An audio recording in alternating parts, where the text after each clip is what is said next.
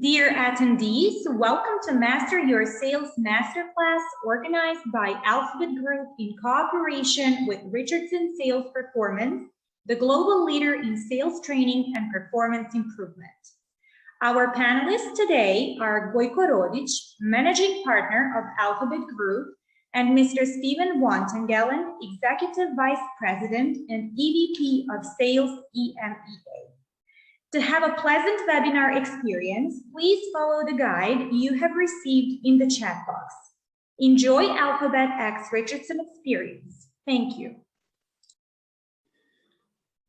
Good afternoon and welcome to our first masterclass provided in cooperation from Alphabet Group and Richardson Sales Performance. I can't tell you exactly how emotional and proud I am that today, and because of the one simple thing, basically we managed to, after a long period, to establish a cooperation with one of the leading sales training methodologies in the world and bring them to the region of Southeast Europe. My name is Gojko Rodić and I'm managing partner of Alphabet Group, and I'm very pleased to announce Mr. Steven Vantongelen, Executive Vice President for region Europe, Middle East, and Africa in Richardson Sales Performance. Today, I would like to learn something new and feel free to ask whatever questions you have regarding the sales methodology that we are going to present today. Before we start, I would like just to give a brief intro of the background of how we exactly started this cooperation, and I would like just in 1 to 2 minutes explain that after my 10-year experience in financial industry and then last 2 years in consulting, there was one thing that I realized, and that was, well, basically in the region of Southeast Europe, we see a challenge with credible sales methodology that would focus not only on a sales process, but more on a customer buying process and to provide the customers a real value during the sales training. Realizing it, we started to search and look for the methodology that would exactly provide this value and even provide more value to our clients in the region of Southeast Europe. And after a couple of months, we didn't have any doubt that the Richardson Sales Performance was the best option.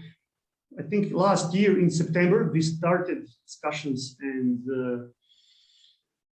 discussions and basically started talking about details needed for this kind of partnership. And I can proudly announce that since last month, we officially signed a partnership and became official authorized partners for this region. And today we are again really proud to announce coming Richardson Sales Performance in the region of Southeast Europe. But I guess you are probably wonder who the Richardson Sales Performance is and what kind of methodology is that. So I would now ask our partner, to whom I thank again for being today with us, to present himself and tell us a bit more about who the Richardson Sales Performance is and what is the difference that they bring on the market to their clients. So Steven, thank you once more time a lot, and please tell us a bit more about Richardson Sales Performance. Thank you very much, Gojko. First of all, it's a privilege to be here together with you, all of you, and in the presence of Alphabet Group, our preferred partner to cover the Southeast Europe region. Gojko, would you mind confirming that my slides are visible? Yes. Great.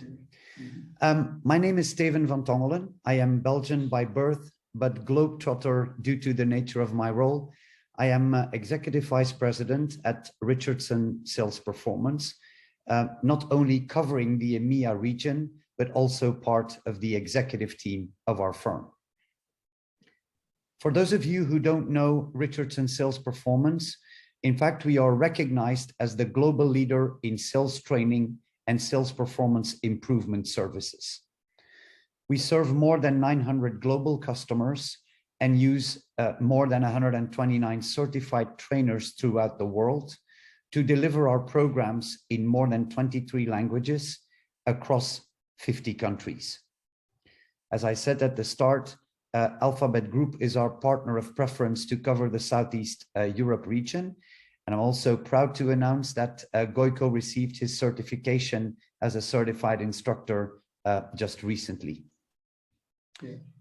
Particular points of difference would be not to impress you, but to impress upon you the fact that we've been in business for more than 40 years, covering the globe.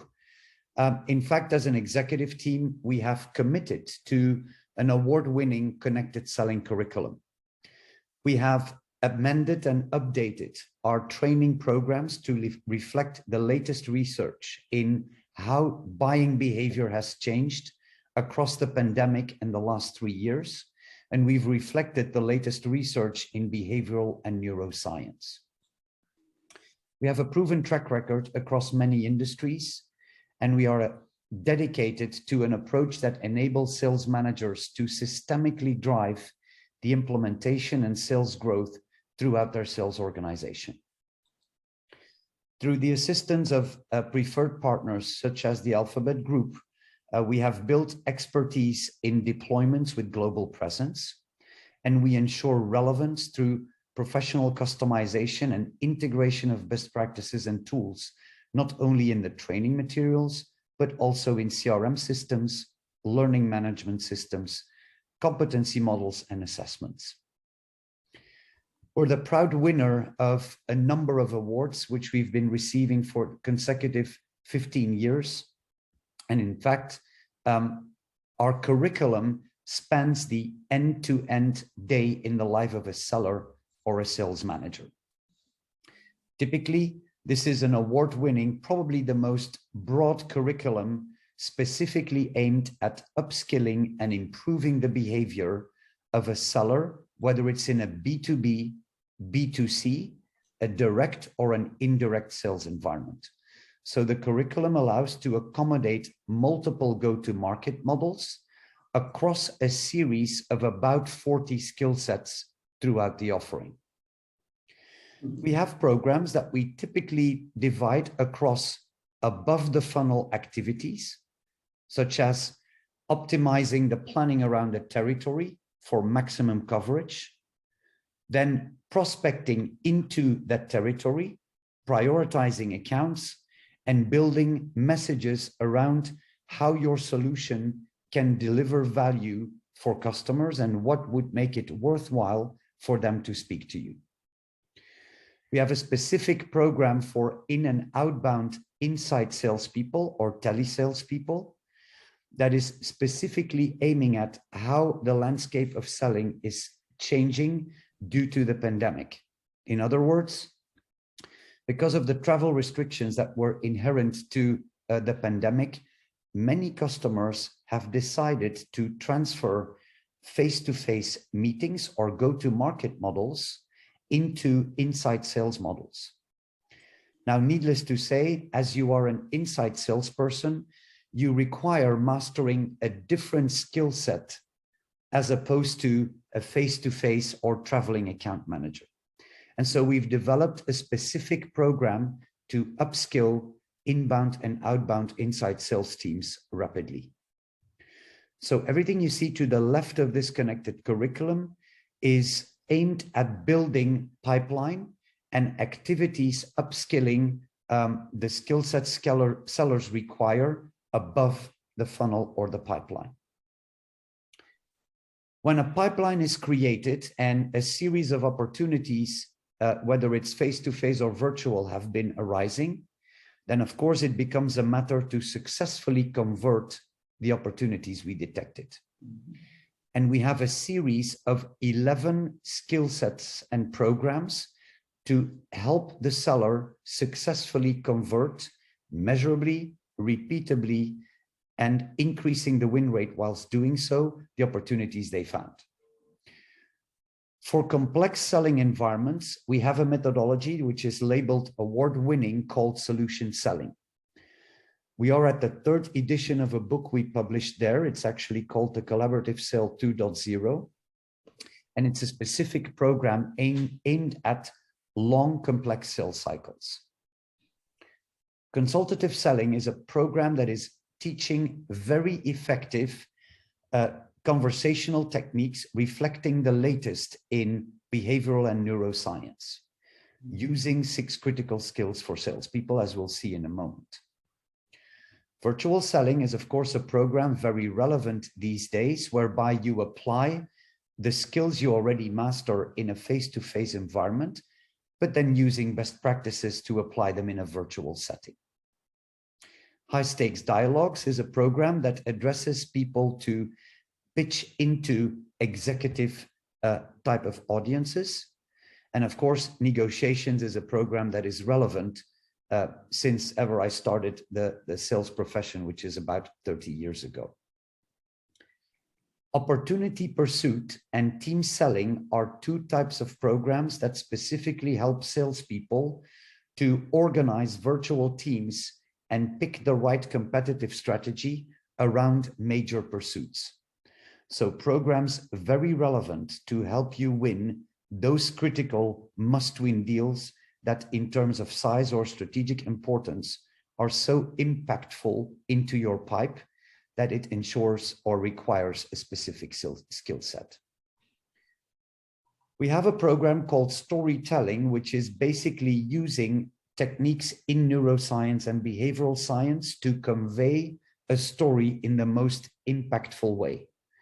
Using techniques to build your story around an actor that moves from a bad situation to a good place using your products and services. It's a very effective technique to bring stories that stick and that help customers buy into exploring a potential pursuit with you further. Channel Partner Management is a program, obviously, that allows you to gain control over your distributors, resellers, or value-added resellers without having an immediate hierarchical control over them. It teaches you how to select the right partners to cover the region, then inspect business plans together and agree on a sequence of events to stretch business targets, and then marketing and enablement programs that you jointly can implement. It's a very effective program to drive the performance of any indirect go-to-market model. And then last but not least, presentation skills and evidence-based solution selling, which are basically programs that help you and your salespeople to deliver impactful presentations. Then we have a series of programs that help you expand business into existing accounts or customers. Through major account planning, obviously, whereby stakeholder bases are being navigated and analyzed, the political landscape is being mapped out, and a strategy is chosen to protect your installed book of business, expand into near-term future opportunities, and cover any other white space opportunities into areas you have not explored with the account before. We have programs for service and support departments, whereby you not only take the issue that the customer has using your products and services to resolve the issue, but you also use the occasion to expand into up and cross-sell opportunities. So our programs are bucketed into 3 main areas: above the funnel, in the funnel execution, and then account management and growing the business into existing accounts. Those are specifically aimed at salespeople. From a sales management perspective, then, of course, we have programs that allow managers to appear as experts as they develop skills and potential skill gaps with the salespeople in a very collaborative fashion.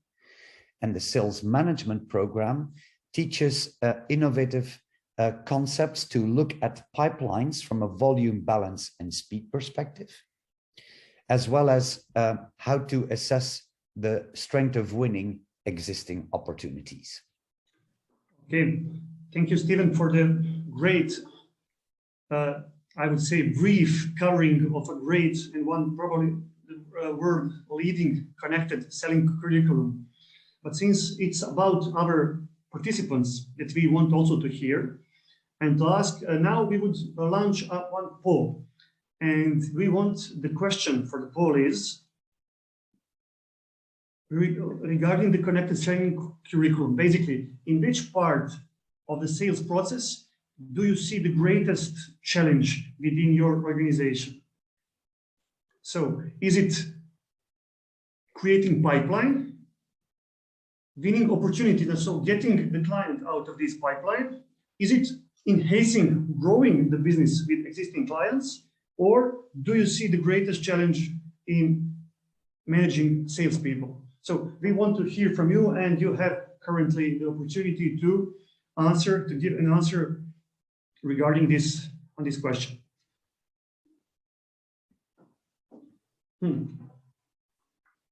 Yeah. It is interesting. And if someone is not answering, please, yeah, you still can give an answer. In which part of the sales process do you see the greatest challenge within your organization?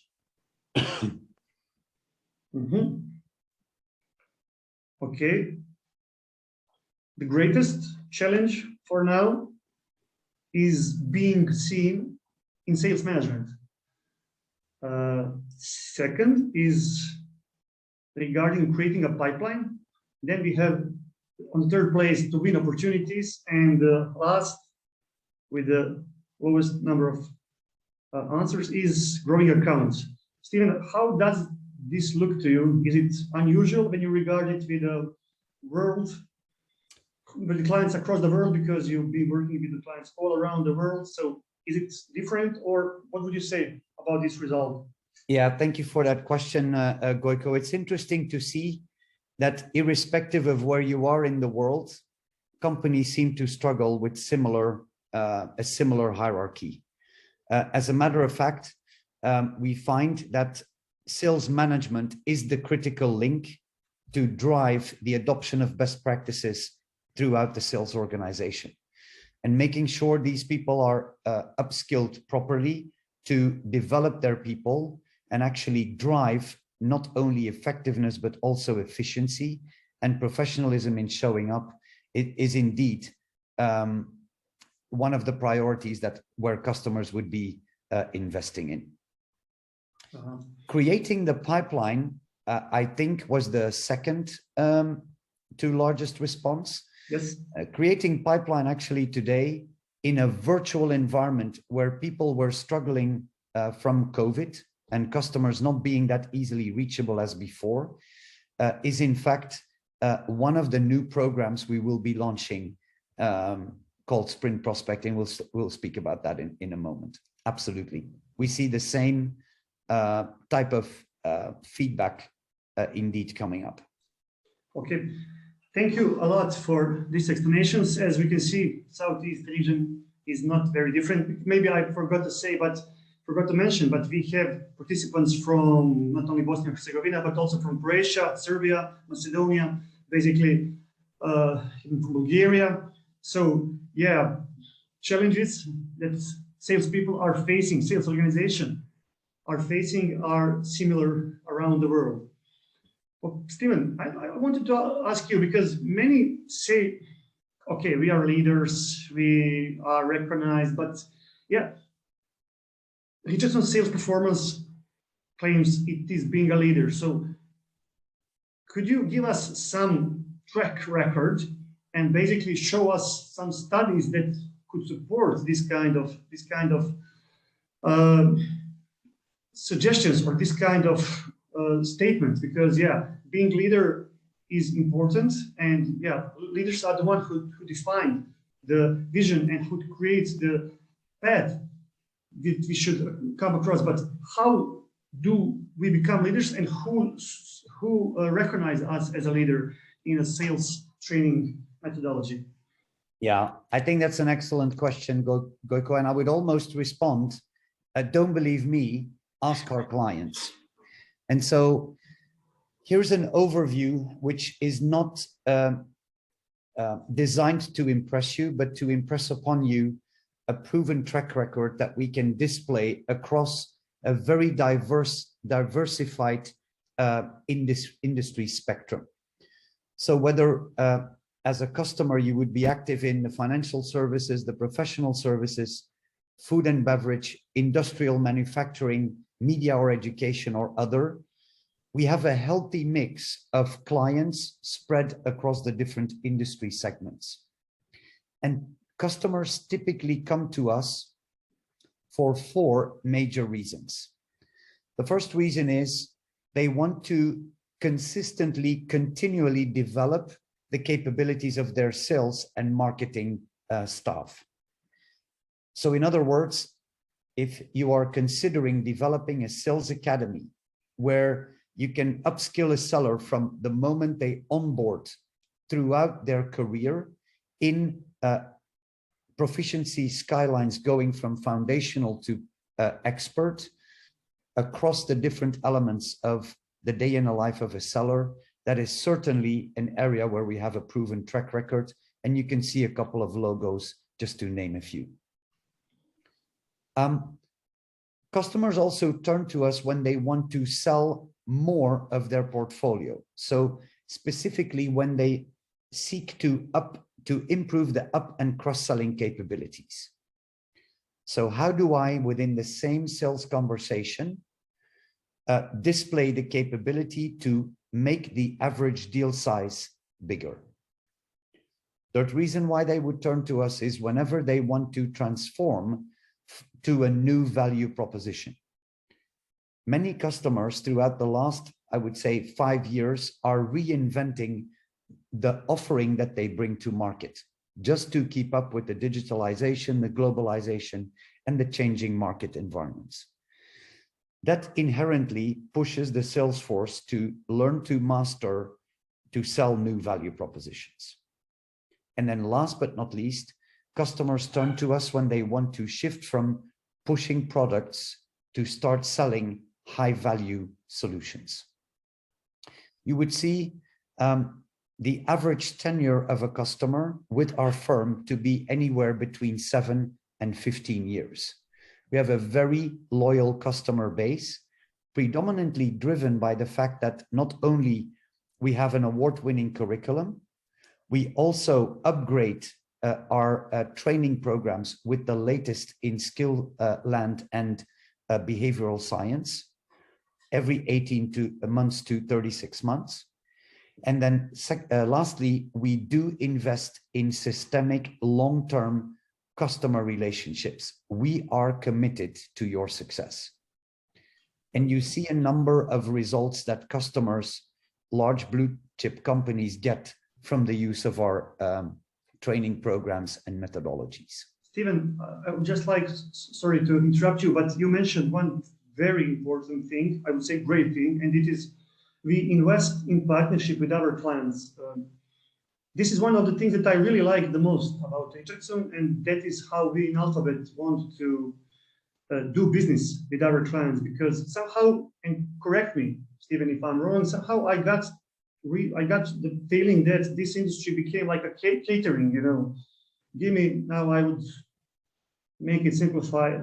Sorry, but yeah, it became like, give me half kilos of this kind of training, kilo and a half of this one, and then I deliver and I go and okay. That's all, folks. Basically, we observed a lack of continuous partnership between sales training organizations and their clients. Somehow it's like they're not interested in what is going to happen after the training and how the clients would actually adopt the methodology, and of course, which is the most important, how the clients would convert the training in the results. So this was one of the greatest motivators for us to partner with Richardson Sales Performance, because we felt that you're different. And Steven, correct me if my feeling is wrong about the market, but that's what I really felt in recent couple of years in the market. I do agree with you, Gojko, and it's in fact one of the things we will always keep fighting as a firm.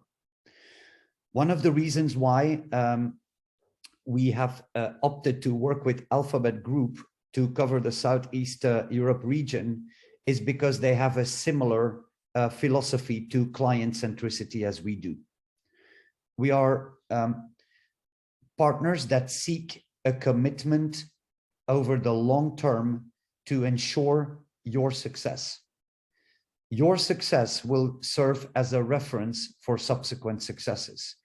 And so when customers stay with the firm, like for 7 to 15 years, it can only happen when you invest in the success of the partnership.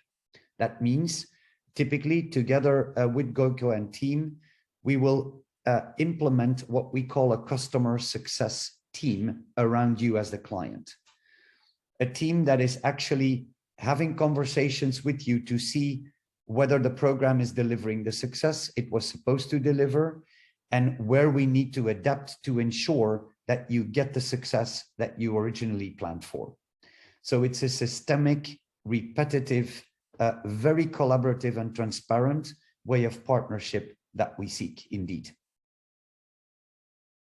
Yeah, I'm really great to hear that, and yeah, I'm excited that we can share that with the participants today. I would mention one more time that you are free to ask whatever you have during the webinar, and please don't hesitate if you have something to ask. And yes, Steven, this is I would say one of the crucial differences that makes a difference in today's world of sales, because short versus long-term partnership is something that should make a difference. We really want to see the impact of the training, and we want to hear the success story of the clients, because this is how the business is being done, and that is what the client, that would bring the client back. So please, Steven, would you share some of the success stories and maybe put it even in numbers, because I guess this is something that really reflects the value of the program. Would love to. If you look at Microsoft, for instance, at the bottom of this slide, I don't know if the audience remembers, but a couple of years ago, Microsoft completely changed the way they managed their license model. So it was no longer license fees plus services, it was moving to software as a service. So in IT land, that was very revolutionary, but it also meant that sellers had to completely change the way they were selling into their clients. And we helped them through consultative selling and solution selling in combination with the sales process to repeatably, measurably upskill their level of the conversation with the customers. The result was a 30% increase in the number of sellers achieving their targets and an increase of 16% of the customer satisfaction in doing business with Microsoft. iProspect is a customer that was moving from hard copy into the digital provisioning of their services that used to be printed.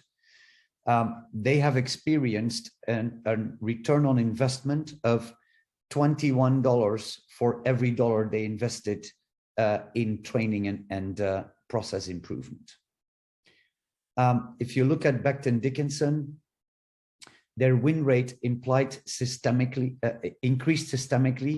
by 20 to 45 points, depending on what business unit you were talking to, just by continuously improving how their sellers showed up in front of customers in an environment where, due to the pandemic, some of the salespeople were no longer allowed into the hospitals, so they couldn't demonstrate or sell their medical devices. So it was a total shift in how do I book my appointments, how do I demo equipment in a virtual environment, and how do I conduct diagnostic conversations in a virtual environment. And the result was quite outstanding. An interesting customer from the container and transport industry was Maersk, I think one of the largest traders around in their space, where through the consultative selling approach, which they actually called value selling internally, they noted a $76 increase per FFE per container over their competition. So within 11 months of implementing the methodology through proper sales management and reinforcement, obviously, they noted a 350% return on investment in less than a year. So again, not to impress you, but to impress upon you that we are committed to your success, and we seek a collaborative long-term partnership with our customers.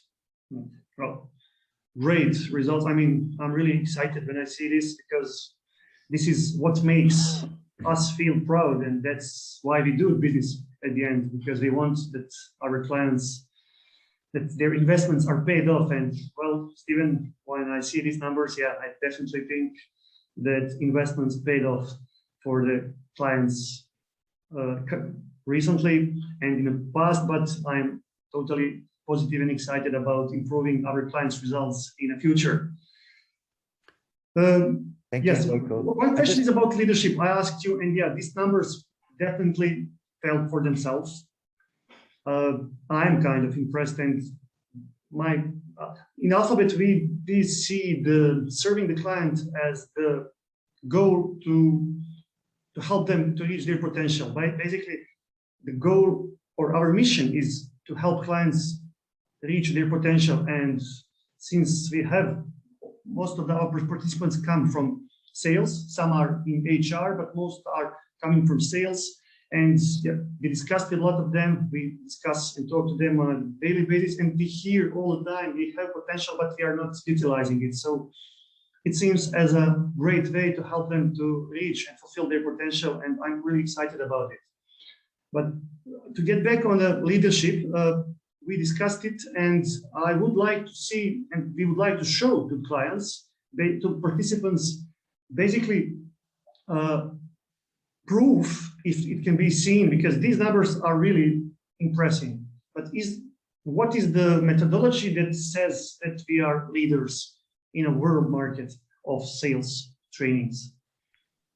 Thank you for asking that question, Gojko. I'll get there in a minute. In fact, I wanted to share one more slide, which actually speaks to a recognition of our firm as an industry leader by independent analysts such as Gartner and Forrester. In fact, they have been looking to us to see whether we would be launching a new methodology, because the whole landscape of sales and the way they operate and customers buy is really fundamentally changing. And so I am very proud to announce to you a premiere in that we will be launching an innovative methodology, which is, of course, based on the results customers were getting from our previous methodologies. But in fact, we've integrated and reflected the latest in the way customers want to buy, want to interact with us as salespeople, and of course, reflecting also the latest in buying behavior, behavioral science, and neuroscience.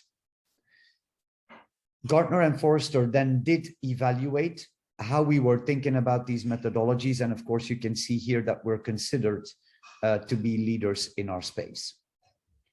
So to Gojko's question then, what is this methodology? Before we go there, let me share with you what is really changing and what we see happening across customers in many different industry spaces since the pandemic hit.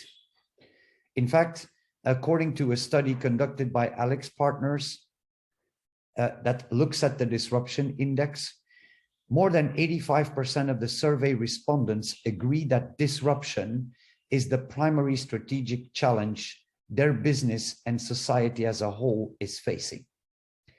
So it means there are, whether it's an impact by nature, a virus, or rapidly changing business models due to technology and digitalization and globalization, disruption is what they have difficulty competing with. 90% of the executives actually believe that recent circumstances will alter the way they do their business today fundamentally. And so when you look at the buying experience and how this disruption is then impacting the way customers want to buy, then you see 4 key trends happening. The first trend is that the buying journey has become more complex and iterative. That means a lot of additional stakeholders. In fact, the average number of decision makers involved in an average B2B purchase has increased by 70% in the past 10 years. The buying experience or the buying journey has become more complex because we need to face consensus-driven decision-making, looping back, revisiting decisions, and dealing with misalignment or misinformation all along the procurement process. And the disruption in the marketplace is causing every dimension of the sale to be in constant flux.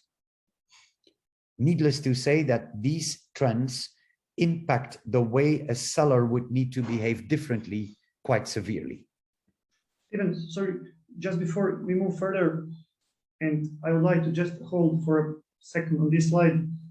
When you say buying experience, somehow we got the feeling from our experience working in the sales that sales organizations are still much more focused on the sales process than more than on a buying process. Or I could say, if we could say, they're behaving in a self-centered way, and how the buying decision is made is totally different from the way the sales organization usually imagine it.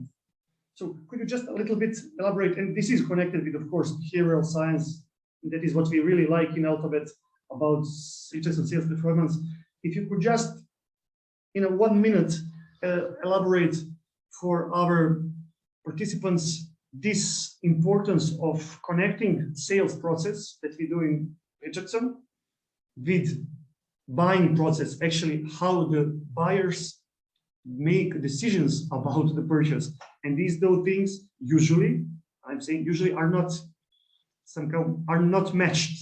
And I would say that this is what we want to, basically what we match and want to provide with our clients, that to help them match these two processes.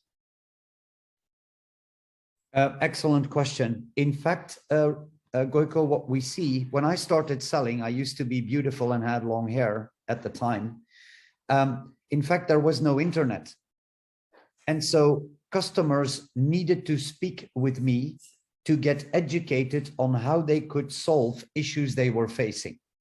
So they were obliged to speak to me to get information.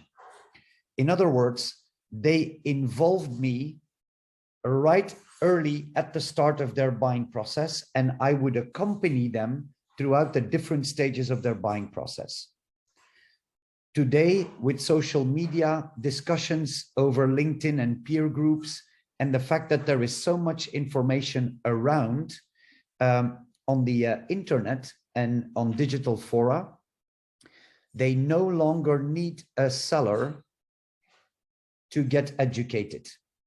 And so they prefer to do the research on their own first before they speak to us.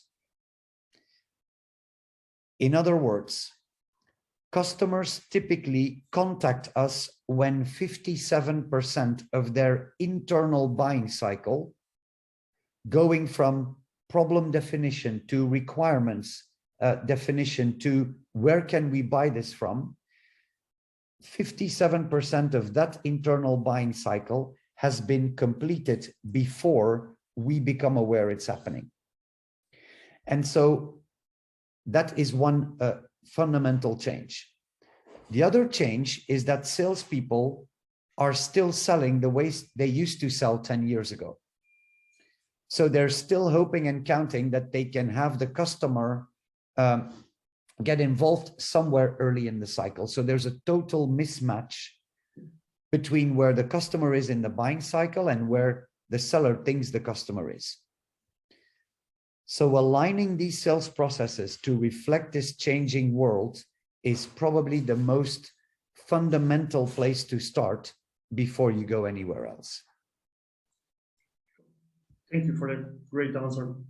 I see two questions actually in the chat, if I may. Yes, and okay, let's read the first one. Steven, how to motivate sales teams to achieve excellent results? Could you share some tips and tricks? I guess you hear this question a lot on sales trainings. I do. First of all, thank you for the question. I believe it's an excellent question. The answer might be not that appealing as you thought it would be. In fact, what I see is that most of the sales management behavior happens in the last 4 weeks of a quarter.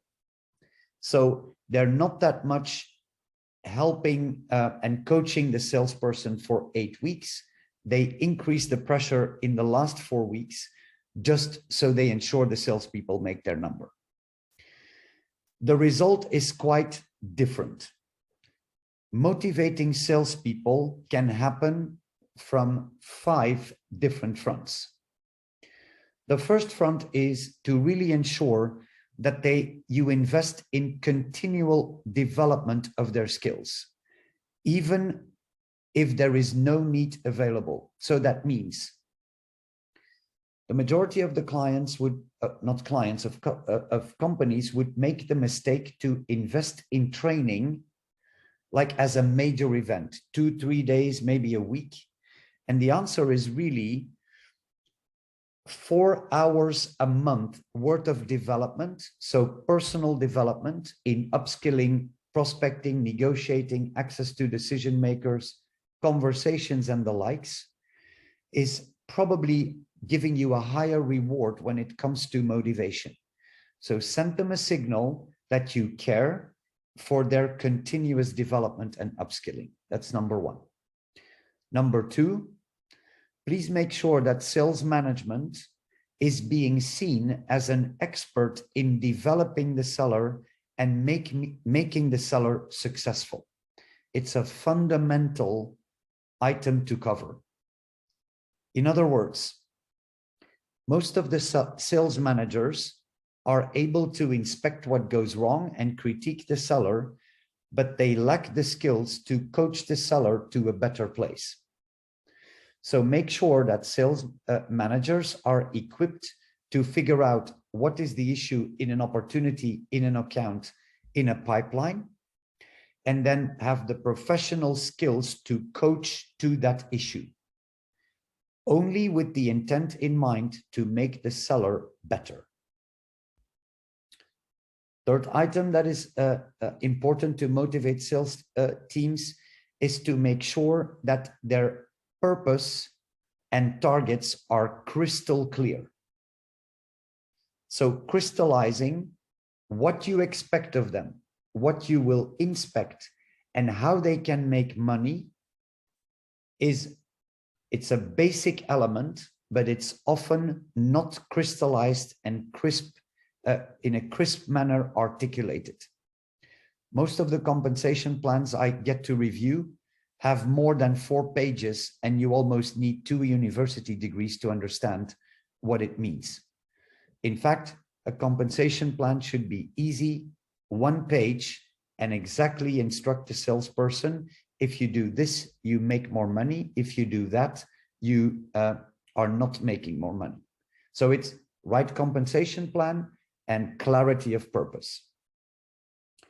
Fourth element, make sure that the CRM environment and the tools they can use to be better in their day-to-day job reflect their world. That means in many cases, I see CRM systems implemented off the shelf or designed by IT and a little bit sales operations, but little to no salespeople were considered when the user interfaces were built. And so the seller is being asked to enter information that they either cannot use or that doesn't serve them to win more opportunities. And then last element I would give as a tip is success breeds success. In fact, my first task for a sales manager that would report into me would always be learn the people to win. Get them have them experience what the taste of success tastes like. It's a bit similar to sports, but you can see sales teams, just as you can see basketball teams or soccer teams, even tennis players. There will be a moment when they are a bit in a dip and where the motivation will be low. Please don't make the mistake to burden them with instructions, with difficult tasks to monitor. Please go back to basics and teach them what the taste of success tastes like, with little small wins, where as a manager, you would be close to the salesperson and you would actually show them how to win and then reproduce it. So it's all about mini wins that ultimately become a huge snowball and will drive the motivation as high as you can. Well, thank you for the great response. And I think it's more than was expected regarding the question. And I had to tell, yes, this is also what we like in Richardson. And that's why we partner with them, because success has the structure.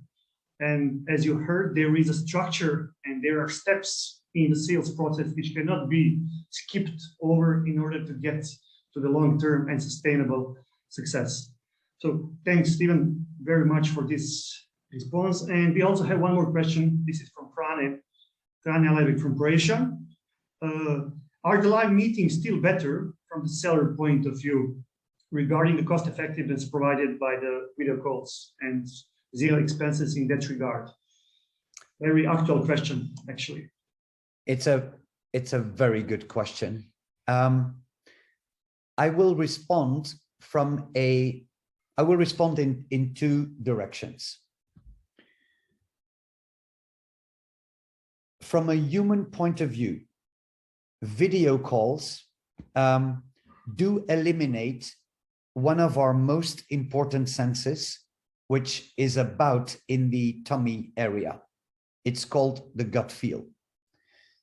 So visual and auditory keys we will still detect, but the kinesthetic, the feeling of the chemistry in the room or the absence thereof, is a sense that is almost completely turned down in a virtual environment or a video call. And so when you talk about the effectiveness of the conversation, it will, since we're humans, it will always be more effective to meet the person face to face. There's a number of elements that come in as a disturbing factor when you are in a virtual environment, such as a participant can put the camera off. So that could mean they are doing other things, or they're distracted, or they don't want to listen to you. And some even master the skill to look into the camera like a professional actor, whereby the seller might think the customer is interested, but in reality, the thoughts are totally elsewhere. So from an effectiveness of the sales conversation point of view, it's always better to be in the room with the other individual. Now, from a cost effectiveness point of view, when salespeople have a vast territory to manage, whereby geographically it would cost a lot of money if they had to travel elsewhere, I believe that it would be more cost effective to do the meetings virtually. So in other words, I would recommend you find a good balance between the average profit of a conversation compared to the importance of the customer and the size of the deal. So in other words, if I were to sell big transactions in a one shot, like $2, $3, $4 million with high profit, I would recommend face-to-face and live meetings. If what we sell is more transactional of nature, then probably the effectiveness increase of a face-to-face conversation does not justify the travel. And then I would invest in upskilling the seller's virtual selling skills, so you can do the sell by video calls. Thanks for a detailed answer again. And yeah, I would have to just mention here that we in Alphabet Group are going to, of course, with our partners, as our authorized partners, we are doing both ways. So we do live trainings and we also do virtual instructed trainings. So it is, as Steven said, up to the agreement with the clients, but yeah, we are flexible and want that our client know that are ready to deliver in a way that meets their needs and expectations. And this is also one important thing that should be discussed prior to the trainings. We have questions for both types of training. And yeah, I think having in mind the current situation, Steven, it is expected to expect, it's normal to expect that both ways would stay present as a ways of delivering the trainings. Yes, I would agree to that. So I think there was, like, in June of last year, there was a whole debate between, experts who were saying, we're never going to go back to the live meetings. It will all remain virtual. With a number of months of hindsight, I think it is fair to say that we will not go back 100% to the way it was before COVID. But I also think it will never go back to a full virtual environment as it was during COVID. So I think you'll see a good mix between virtual sessions and face-to-face meetings. And so, in fact, what could be recommended is to say you start with a live meeting. So you build the rapport and the presence and the relating skills with the individual face-to-face, so you get a good feeling. And it will make your virtual subsequent meetings a lot more efficient as well, because the bonding happened earlier. Yeah. Thanks. So please feel free to keep asking. Steven is going to give a great answers, detailed structure. So yeah, we can now continue with the basically with the discussion and presenting the new program that is just being finished and reflects the modern behavior and buying surrounding, I would say. So Steven, please continue, and for all the participants, just be free to keep asking. Thank you, Gojko. Remember, before we started answering questions, we were talking about how disruption is the concern of more than 90% of CEOs of companies and their struggle to respond with it.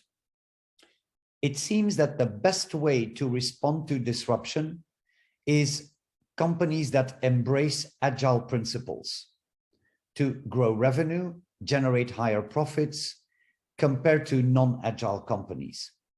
So it appears that companies embracing agile principles grow 37% faster and 30% higher type of profits. And so this made us think, it's like, if agility helps customers to grow revenue and generate higher profits, then our sales methodology should reflect that response to the disruption. And so it is that we took our proven concepts from our existing selling methodology, and we applied agility to the sales world. So for those of you who are interested in learning more about the Agile Manifesto and Agile Principles, I will share a link with Gojko that you can turn to read about this afterwards. But really what we did is we applied the principles of Agile onto the world of selling. And we base ourselves on 4 fundamental principles. The first one is, don't assume you know the customer or the situation, work from facts. The second one is prioritizing live customer conversations, then welcoming change and feedback, and use it to reflect and deliver continuous value. And then 4, visualize the process you're making. So if we're looking into this a little bit more deeper, we did develop something we call a sales formula, or a formula for success. So it's a way to visualize and universally plan and evaluate the progress you're making in any type of sales engagement. And it's driven around PPVVC, as we call it, and it's a multiplication. In other words, this means if any of these elements is 0 or not mastered properly, the result of the sale will either be 0 or negative. So the important thing is to have all these different components in place if you want to be successful in selling a certain opportunity or into an account. The first P is a pain, and it is around, has the buyer been able to admit the needs they have? Do we understand the reasons why they are occurring? And can we address those needs?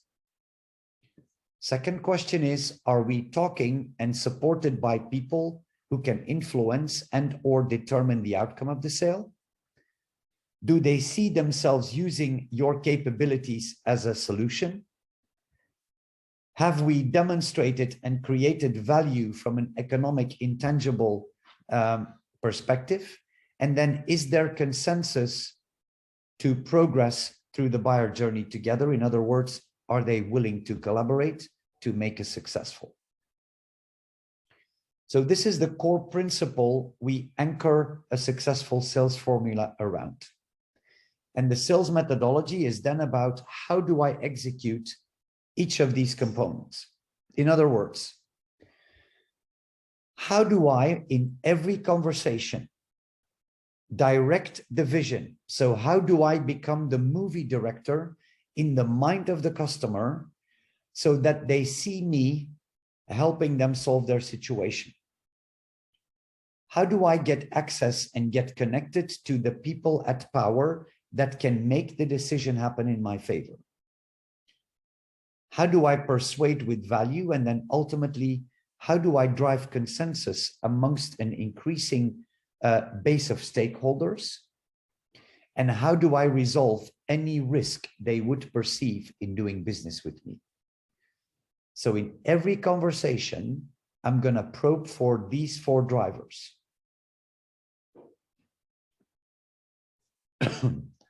The methodology also contains what we call 6 critical skills. So whereas this is the what to do, the methodology also shows you how to do it. So it has both the what and process component, as well as the interpersonal and the how to do component. And in today's challenging buying environment, an increased level of mastery against those 6 critical skills is required to navigate a conversation in an emotionally intelligent way. Steven, can you just get back, please? So I would just like, we discussed a lot recently. I read some articles and discussion is being held, and we get a lot of questions from customers regarding what are the critical skills that make the great sales professional. And yeah, since we are now covering one of the things that Richardson is really proud of, and it is 6 critical skills concept, I just wanted to ask now, as we have our participants, I would like to ask you just to write into the chat box which of these skills, presence, relating, questioning, listening, positioning, or checking, do you feel is the most lacking for yourself? So basically, a simple question: for which of these 6 do you feel that you personally lacks the most in the sales conversation or in the sales process, basically? So one more time: presence, relating, questioning, listening, positioning, and checking.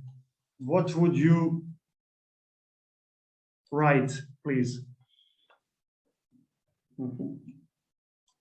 You can put it in a You can put it in a chat box.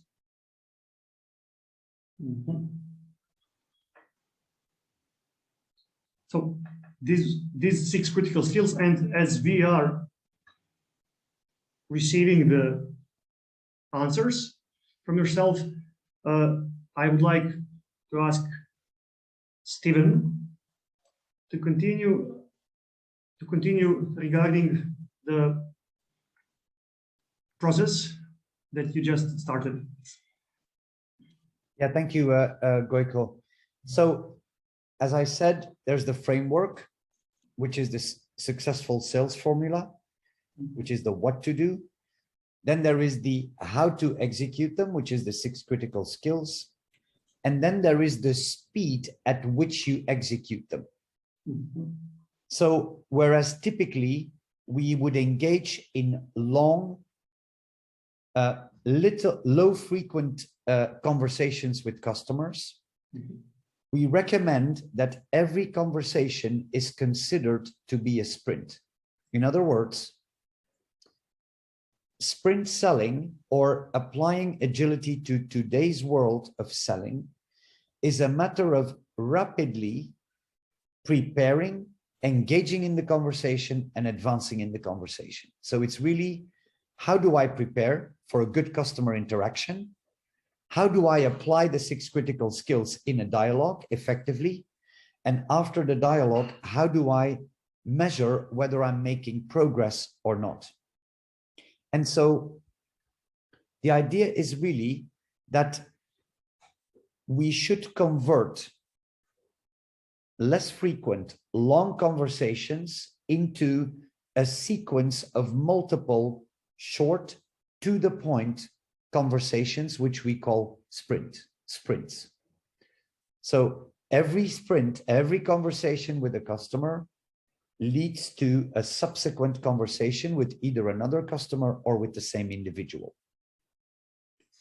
So as opposed to 3-4 major conversations in a longer sales cycle, chunk them down in 10 to 15 smaller, to the point conversations to figure out what is changing, allowing us to reflect, adapt, and advance. Last but not least, all the tools and the methods, for those of you who are interested, that we teach are integratable as a workflow tool in salesforce.com, allowing the sales individual and the manager to inspect and visualize progress and check where your sales formula is out of balance, for instance here, and as a subsequence, how do I need to focus on the improvement thereof? I've been talking a lot, so I will pause here for a moment and check if the audience has any questions so far. Just before we get to that, yeah, I can see that some of the answers that we got are listening and questioning. Then we have presence, relating, listening and relating, positioning. So what would you say, Steven, about these skills? And is there something that you see more than other needed from the client point of view? Yeah, I think that's an interesting question. In fact, I'll go back to that slide real quick.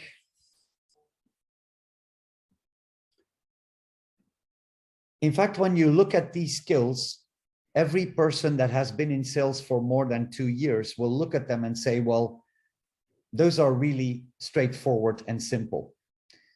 But if you think about it, I know very few salespeople who truly master the skill of questioning, listening, and positioning. I think checking whether the customer has understood what we meant to say, checking whether we understood what the customer said, and building presence and relating, like building rapport and chemistry.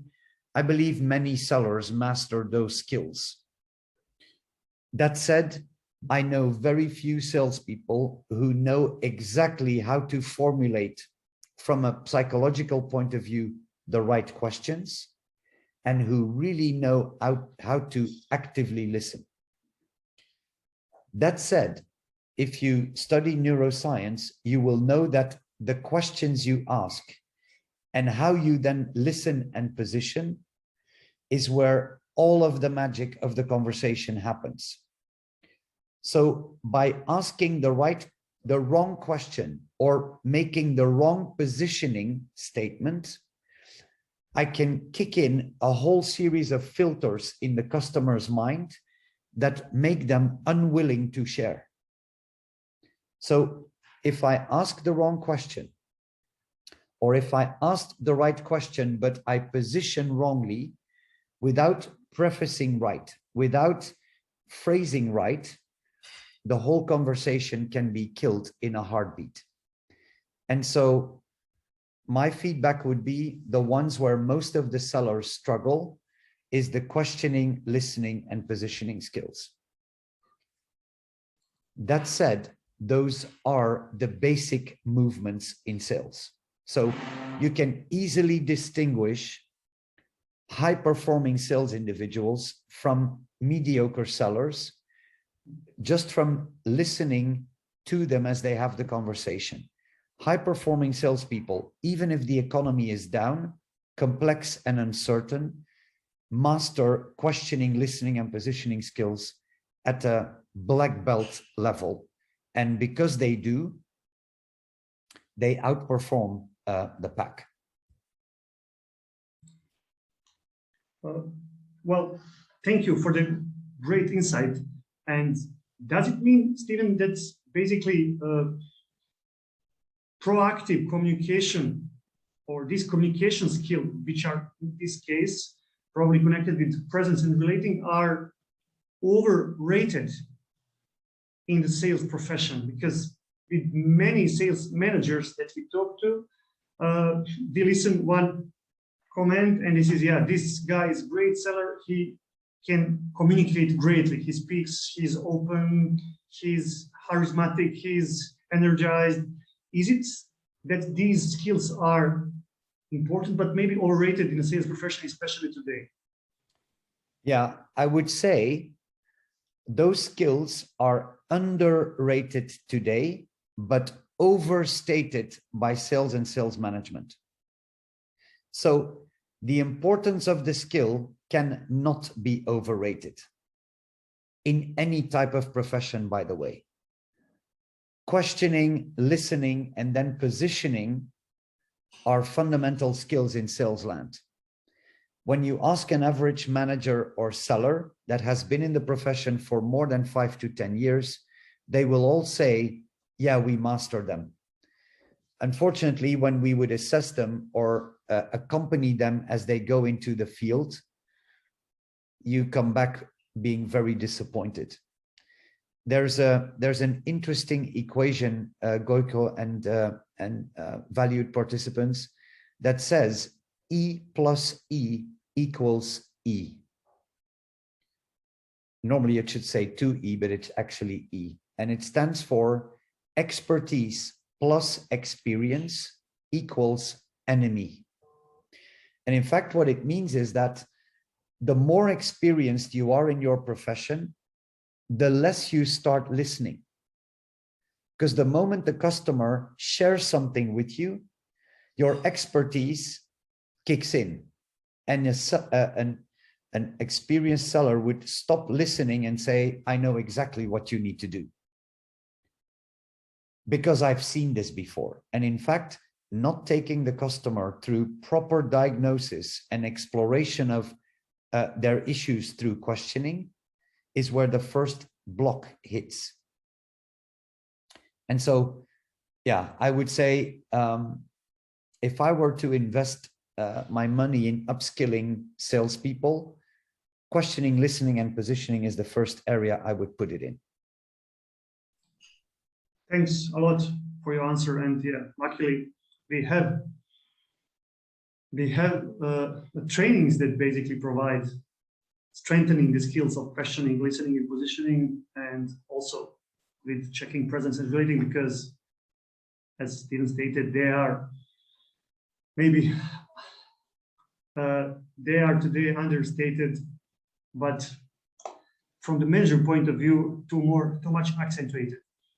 So thank you, Steven, for this great insight about critical skills. Yeah. Gojko, can I add maybe one closing note? This is not to impress the audience. In fact, it happened in real life. I was giving a keynote speech in Barcelona, and the keynote speech ended earlier than I had foreseen. And so I thought, as I'm a soccer fan, why not go to the Mecca of soccer? And why am I not? I went to go and watch a training of FC Barcelona. At the time, you had Lionel Messi, you had Neymar and Suarez.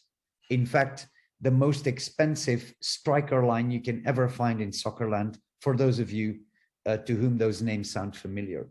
In fact, on the training pitch, there was about $100 million worth of salary on an annual basis. And all I could see them do were 1-2 movements. So 1-2, 1-2. Those are the most basic movement that you can find in the game of soccer. And so I was asking a supporter who was there, are they doing this every day? Because I'm a bit disappointed. I was expecting some magic by a Messi or Neymar, right? And the supporter says they train twice a day, of which once a day, 2 hours, basic movements. So it made me think, when you watch them play on a pitch, you think it's magic. But in fact, it is an automated series of 1-2s. They know exactly where the other is going to be because they automated the basic movements. And I was thinking, if these stars do that every day, when was the last time I, as a seller, exercised my basic movements, as in questioning, listening, positioning? And so I will leave you with that closing note in saying it will give you a lot of return if you can bring your sales team to invest in themselves at just half an hour a day and rehearsing their own basic movements. Thank you for the great observation and insights as a former professional football player. And yeah, it is great. It is great observation. And I would like also to remind all the participants, HR people, sales people, get your team back to basics and don't forget the basics, because that's where the mastery comes from. Before we close today class, I would just like to see if there is some more questions from the participants' view. Yeah, get from Frane great insights, and yeah, Frane says great insight. Complacement can hurt ourselves even more. If there is no more questions, and I don't see currently, I would like to thank Steven for the really great insights and discussions about what is important in sales management today and how to improve our sales teams and us as sales managers, because there are both positions here during the class. And I would also like to thank all the participants, because you took your time today. It's a Thursday, it's afternoon, we all work, and we really hope that you get some useful insights, and we can see in these comments that they are getting many useful insights. And please be free for any kind of questions, discussions relating to the sales improvement and sales enhancement. Please be free to contact us in Alphabet Group, and we would really be happy to partner with you. And the focus is on the word partner, and try to improve not only the results, but us as organizations, in order to be better on a daily basis. So if there are no more questions, and I'm checking, we have a lot of thanks, yeah, and comments. If there are no more questions, I would like to thank you one more time and to close today's class and inform you that, yeah, we are going to continue to do these things and to put the sales on a greater importance in organizations, but also to improve the sales to really become the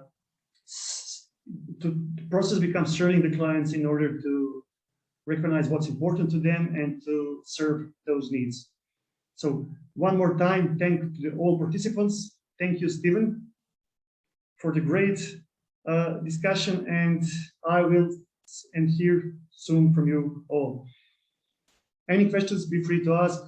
Bye-bye from the Alphabet Group and from the Richardson Sales Performance for today. Best regards.